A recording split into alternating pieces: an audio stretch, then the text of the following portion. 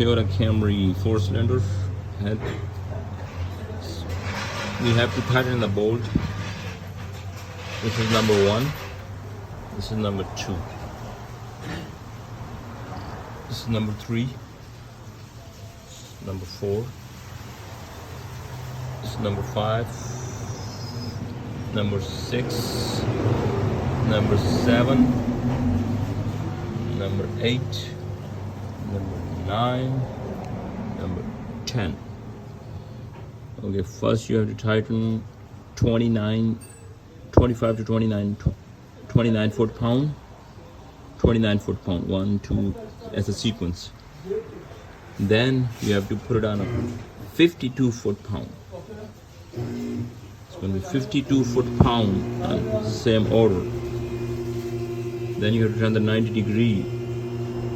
You have to mark